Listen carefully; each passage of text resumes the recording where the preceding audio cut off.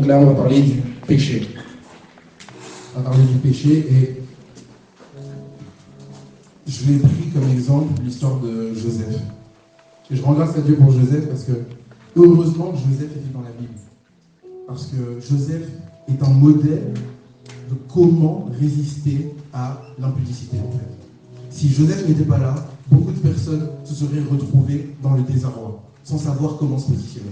Joseph aussi est un modèle d'une personne, c'était une personne belle, beau de taille, beau de figure, on nous dit dans la parole de Dieu. Donc c'est une personne qui n'a pas fait de son apparence physique une occasion de chute pour lui. Mais il est resté dans la pureté. Et en fait, dans ces différents versets, on voit que quand on parle de Joseph dans Genèse 37, on ne parle pas beaucoup de ses réactions. Bon, on sait que c'est quelqu'un qui parle de ses visions, qui est un peu moins sage, mais c'était un jeune. C'était un jeune qui était rempli de joie, il était content, Dieu lui a parlé, et il raconte ça à ses frères, il raconte ça à sa mère. Mais dans Genèse 37, du verset 23 à 24, on nous parle que ses frères complotent contre lui. Ses frères complotent contre lui pour le mettre dans une citerne. Donc il l'attrape, il lui déchire la tunique, il le met dans une citerne. Mais on ne parle pas de la réaction de Joseph. Dans Genèse 37, verset 28, on nous dit que ses frères réfléchissent, après l'avoir mis dans la citerne, et ils se disent, bon, plutôt que le tuer, on n'a qu'à le vendre. Et les frères le prennent et le vendent à des Ismaélites. On ne parle pas de la réaction de Joseph. Ensuite, dans Genèse 37, 36, on nous parle des Madianites qui récupèrent Joseph, ils arrivent jusqu'en Égypte, chez Potiphar, et ils vendent Joseph à Potiphar. On ne parle pas de la réaction de Joseph.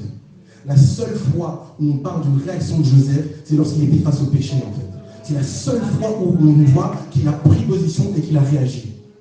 Et donc, dans Genèse 39, du verset 8 à 9, c'est à ce moment-là qu'on entend parler. La seule fois où on a entendu parler de lui, ou qu'il est en train de s'exprimer, c'est lorsqu'il racontait son rêve.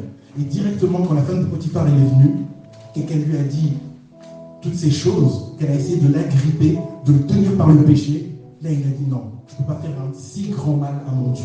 Je ne peux pas me positionner comme ça. Impossible. Et il a pris position verbalement. Il y a des pensées qui viennent dans ta tête, tu dois prendre position verbalement. Il y a des gens qui vont venir te tenter, te dire quoi que ce soit, tu dois prendre position verbalement, d'abord. Et tu ne peux pas prendre position verbalement si tu ne connais pas la parole de Dieu.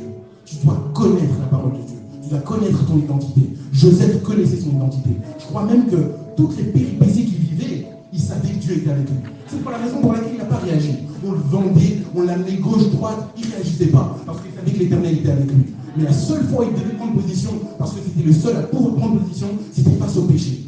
Tu dois prendre position face au péché. Le Seigneur ne va pas venir prendre position pour toi. Tu dois prendre position et tu dois être violent.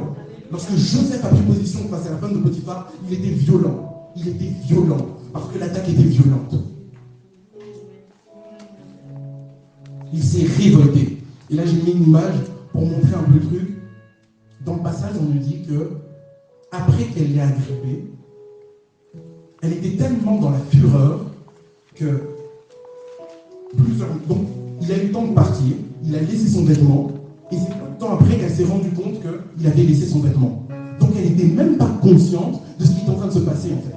Elle était tellement remplie de fureur, elle avait tellement envie de le faire tomber, de coucher avec lui, qu'il lui a fallu un temps pour revenir en elle-même et dire « Ah, il a laissé son vêtement, je vais tourmenter quelque chose. » Le péché va t'attaquer avec de la fureur. Pourquoi? Parce que tu es un enfant de Dieu, tout simplement. On veut que ta lumière, elle diminue. Et là, je parle aux jeunes. On veut que ta lumière diminue, mais tu as été consacré, en fait. Tu as été consacré et il est temps de prendre position. Je m'en fous de ton âge. Je m'en fous de ton âge. Si tu penses que c'est parce que tu as 11 ans, tu as 10 ans, que Dieu ne peut pas t'utiliser, c'est faux. C'est faux. Et parents, sachez que les paroles que vous avez prononcées sur la vie de vos enfants, elles agissent. Et vous devez vous positionner comme je suis un parent d'une personne consacrée. On ne peut pas se positionner n'importe comment. Samson était une personne consacrée qui n'a pas été encadrée. On a vu où il a fini. Par contre, David, c'était une personne consacrée qui avait un entourage. Lorsque David a chuté, Nathan est venu le voir. On a besoin, parents, des enfants ont besoin d'un encadrement. Vous devez leur rappeler qui ils sont en Dieu. Et sachez qu'ils sont consacrés. Donc là, on va parler des différentes étapes finalement. Comment le péché peut nous atteindre. Il va nous attendre lorsqu'on sera seul, lorsqu'on sera esselé, lorsqu'on sera au bout du rouleau. C'est là qu'il va nous attaquer avec toute sa puissance. Et il faut prendre position verbalement et aussi physiquement. Il y a des choses, il y a des actes à poser. Si on ne pose pas les actes, ça reviendra toujours. Il y a la parole et il y a les actes.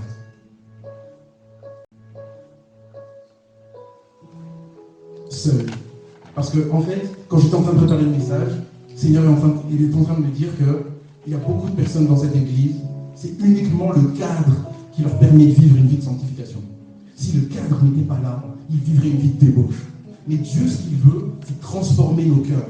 Si nous vivons une vie de sanctification par accoutumance ou par coutume, nous ne serons même pas capables de transmettre la liberté aux gens. Et lorsqu'un jeune viendra te voir et dira frère, j'ai un problème d'impudicité, j'ai un problème d'adultère, tu ne sauras même pas quoi lui dire en fait. Tu ne sauras pas quoi lui dire parce que toi-même, tu n'es pas libre complètement. Tu n'es pas libre complètement. Aujourd'hui, il est temps de prendre la liberté complète. On ne veut pas juste que le cadre soit favorable. Merci Seigneur si le cadre est favorable pour toi. Merci Seigneur. Mais il y a plus. Parce que si tu ne dépasses pas ce stade, si tu ne te sanctifies pas complètement, si ton cœur n'est pas transformé, tu ne seras pas complètement utile pour Dieu. La loi de l'esprit doit triompher sur la loi du péché dans le monde. Et on doit pleurer pour ça. On doit pleurer pour que la loi de l'esprit triomphe sur la loi du péché dans nos vies. C'est notre partage. On doit pleurer pour ça.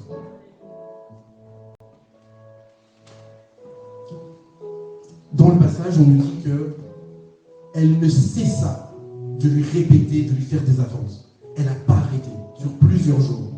Et Joseph s'est toujours positionné verbalement. Il lui a dit non, sans cesse. Elle est revenue hier, demain. Elle est revenue quand il était fatigué. Elle est revenue quand il était dans un état d'esprit différent. Il s'est toujours positionné comme non, je ne le ferai pas. Nous, malheureusement, c'est lorsqu'on est dans un bon état d'esprit qu'on se positionne fermement. Mais si on est fatigué, si on a vécu une semaine compliquée, si on n'a pas reçu la réponse de Dieu comme on voulait, si on a eu un problème au boulot, là on se positionne avec moins d'intégrité. C'est pas ce que Dieu veut. Dans Hébreux 12:4, on nous dit « Vous n'avez pas encore résisté jusqu'au sang dans votre combat contre le péché. » Cette phrase est forte. Vous n'avez pas encore résisté jusqu'au sang dans votre combat contre le péché. Ça sous-entend que c'est un combat féroce. C'est un combat féroce. Dans 1 Corinthiens 10:13, on nous dit « Aucune tentation ne vous est survenue qui n'ait été humaine. Dieu est fidèle et il ne permettra pas que vous soyez tentés au-delà de vos forces. Mais avec la tentation, il préparera aussi le moyen d'en sortir, afin que vous puissiez la supporter. » Ça, ce sont des paroles, en fait, qu'on doit connaître, qu'on doit avoir. Quand lorsque l'ennemi viendra toquer à la porte, on puisse les saisir et dire non. Même si cette tentation elle est dure, même si c'est fort, je me positionne parce qu'il y a une voie de sortie. Et même prier parce que le Seigneur nous a révélé qu'il a la solution. Donc quand je suis tenté, je dis Seigneur, montre-moi la voie de sortie. Laisse-moi fixer mes regards sur toi afin que je trouve directement la voie de sortie. Seigneur, je ne veux pas me concentrer sur la diversion, sur la déconcentration, je veux me fixer sur la voie de sortie. C'est quoi la voie de sortie, Seigneur? On en a besoin. Il a pris position verbalement. Et tu dois prendre position verbalement envers cette fille qui n'arrête pas de te dire ou qui n'arrête pas de vouloir être en contact avec toi. Tu dois prendre position verbalement envers ce garçon qui est prêt à tout pour être en contact avec toi. Tu dois prendre position. Tu dois prendre position verbalement envers toutes les pensées de mensonges qui sont toujours là et qui pendent au bord de tes lèvres. Tu dois prendre position verbalement. Parce que bien trop souvent, on confond notre chair et notre esprit. Nous avons été régénérés. Notre personne, c'est la personne que la parole de Dieu dit, nous sommes des enfants de Dieu. Nous sommes des fils et des filles du royaume des cieux. Nous sommes des sacrificateurs. Ça, c'est notre identité. C'est nous. Depuis notre conversion, c'est ça qui nous correspond. Le reste, c'est la diversion. C'est notre chair. Et on l'a fait taire au nom de Jésus. Elle n'a rien à dire, elle n'a rien à faire dans nos vies. Toutes les sensations, toutes les stimulations qu'on peut ressentir, c'est juste de la diversion. Votre personne, c'est ce que la parole de Dieu dit que vous êtes. Et vous ne pouvez pas me connaître si vous ne connaissez pas la parole de Dieu. Cette pensée qui te pousse toujours à avoir le côté négatif des choses. Toujours juger. Hier, on nous a parlé de l'esprit hautain. Se sentir supérieur. parce qu'on est dans l'église depuis longtemps. Moi, je sais, je vois. Lorsque quelqu'un commence à prêcher, tu analyses déjà les versets bibliques. Je connais où il va aller, où il va nous mener. C'est en fait, c'est de l'orgueil spirituel. Et on doit se battre contre ça. En fait, lorsque des pensées comme ça viennent dans nos têtes, dans nos cœurs, on doit prendre position. Parce que ce n'est pas dans la volonté du Seigneur.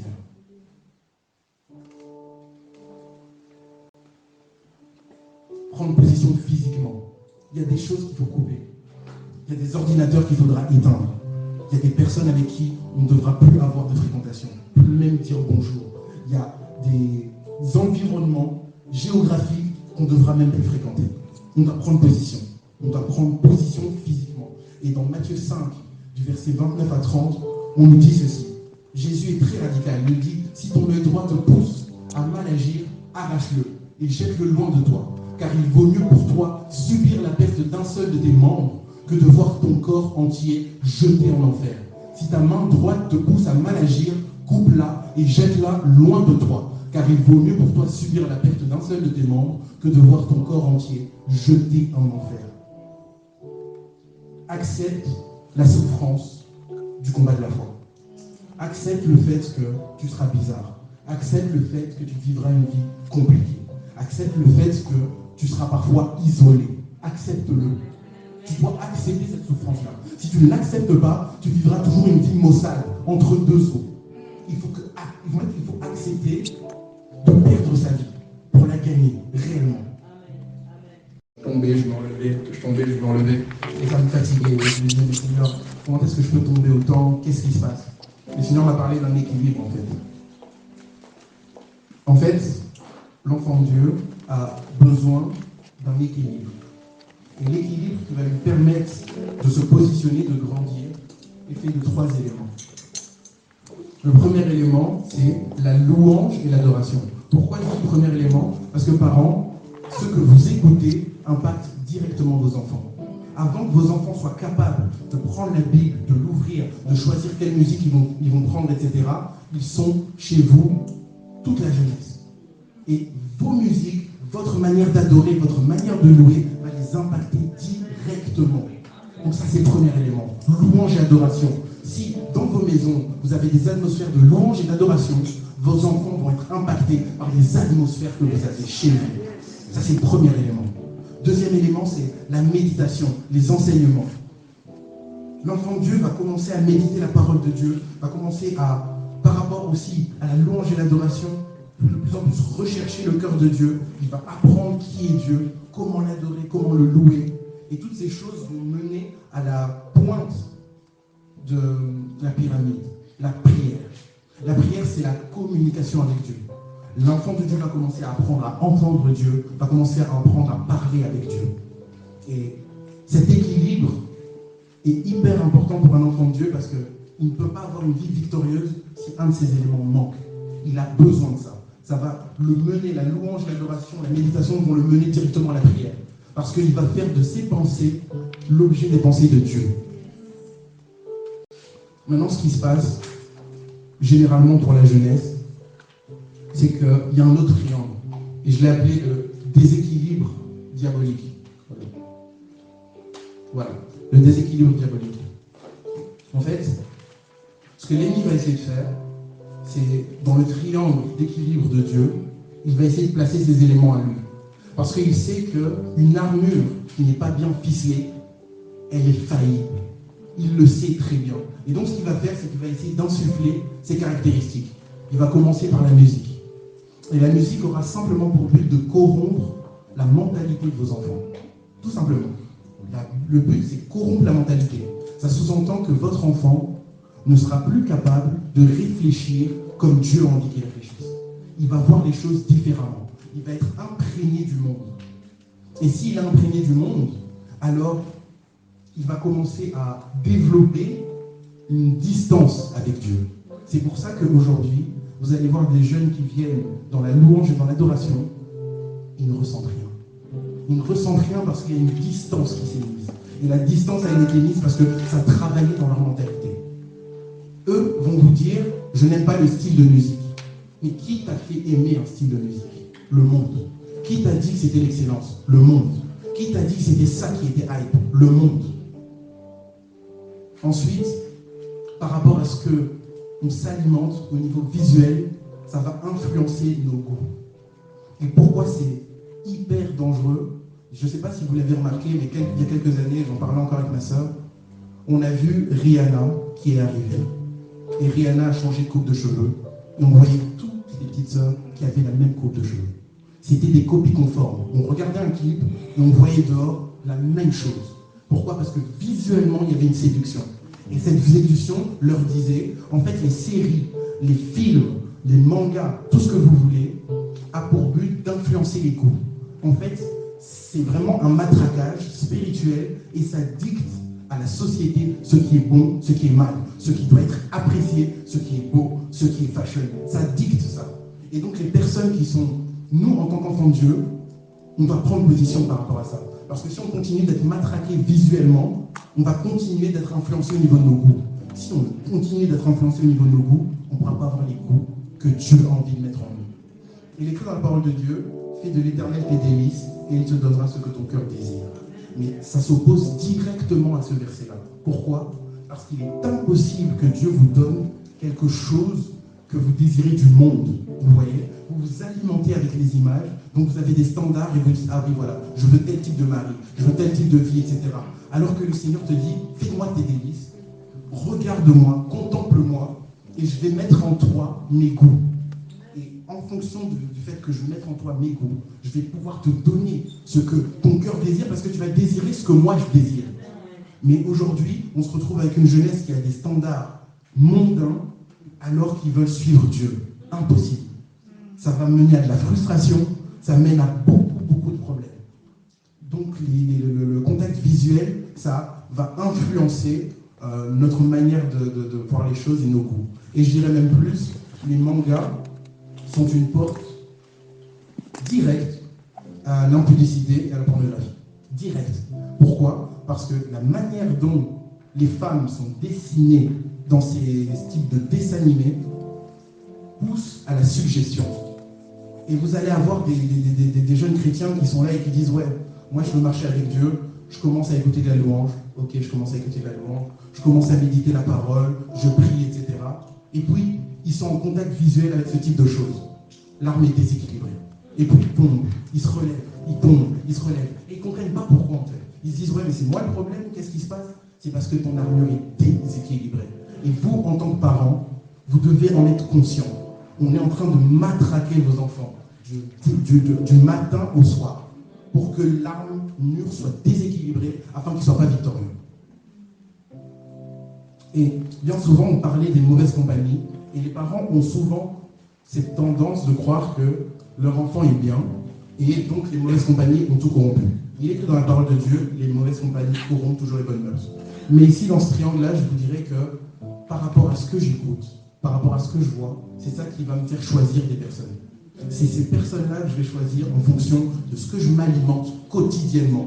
Et donc les choix de vos enfants sont directement liés à ce qu'ils vivent, à ce qu'ils écoutent, à ce qu'ils voient. Et c'est pour ça qu'ils traînent avec des mauvaises compagnies. Parce que ce qu'ils écoutent, c'est mauvais. Ce qu'ils voient, c'est mauvais. Et donc je ne pourrais pas parler de mauvaises choses avec quelqu'un de bon. Je vais laisser de côté et je vais parler des choses avec ceux avec qui ils me comprennent en fait.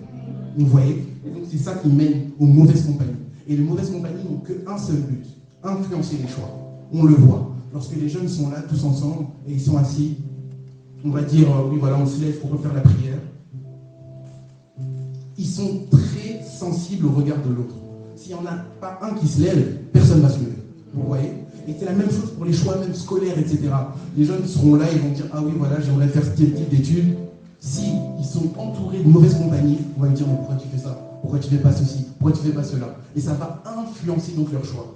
Et à cause de tout ça, on a une génération, on a des jeunes qui ne rentrent pas pleinement dans leur destinée parce que les triangles sont déséquilibrés.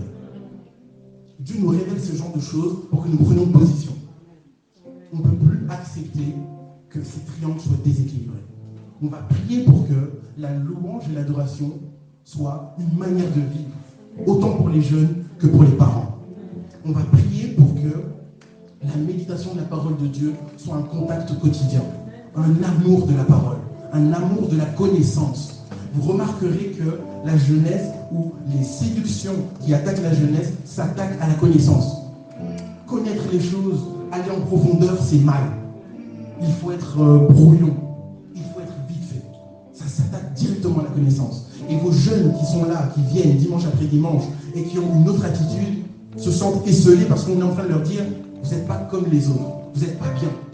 Tu devrais avoir moins de connaissances, tu devrais être moins sage, tu devrais moins impacter. » Nous allons prier pour le caractère de nos jeunes, qu'ils puissent se positionner dans la sainteté et dire « je sais en qui j'ai cru ». Mais pour qu'ils puissent se positionner comme ça, il faut qu'ils aient une relation personnelle avec Dieu. On va prier pour la prière aussi, que nous puissions les supporter dans la prière.